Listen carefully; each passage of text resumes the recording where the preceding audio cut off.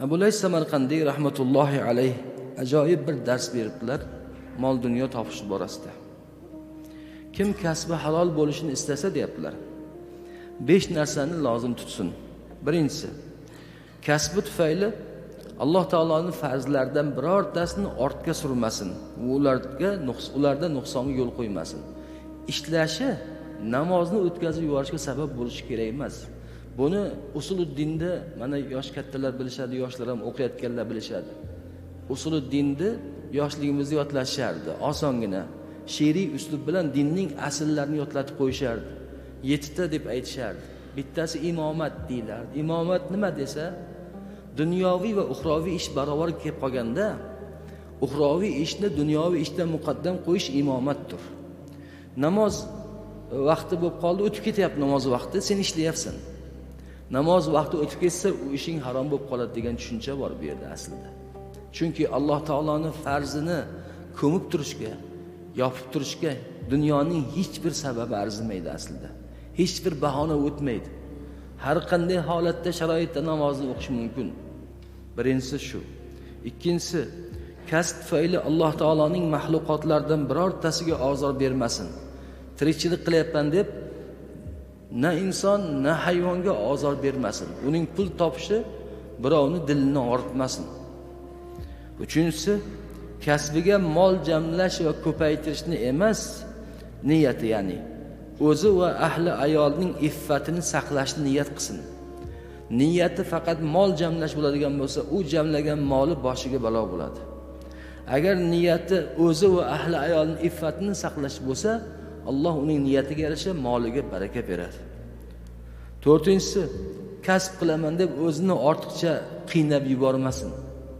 Alloh taolo bandasini kasb qilishga buyura turib, uni qiynalishiga buyurmaydi. La yukallifullohu nafsan illa wus'aha.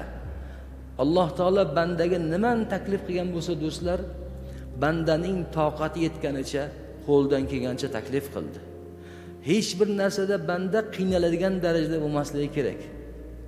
Jumladan tirikchilik qilishdi ham. Molni ko'paytiraman, orzu havosni qilaman, qizni uzatishni, to'yda bunday qilaman, eldan kam bo'lmayman deb bechora xotin barobar kecha kunduz ishlaydi. Farzandni tarbiyalashga ham vaqti bo'lmaydi. O'sha farzandni orzu havos deb xotin tinim bilmay ishlaydi. Dam olish yo'q. Ish soati belgilanmagan, ish kunining tayini yo'q.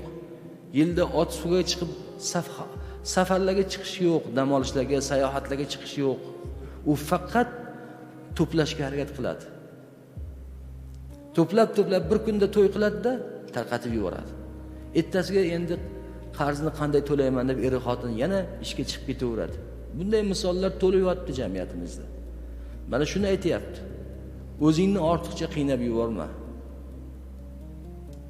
5-inchisi, rizqni Alloh taolodan deb bilsin, kasbdan emas, kasb sabab xolos. Bu aqida endi.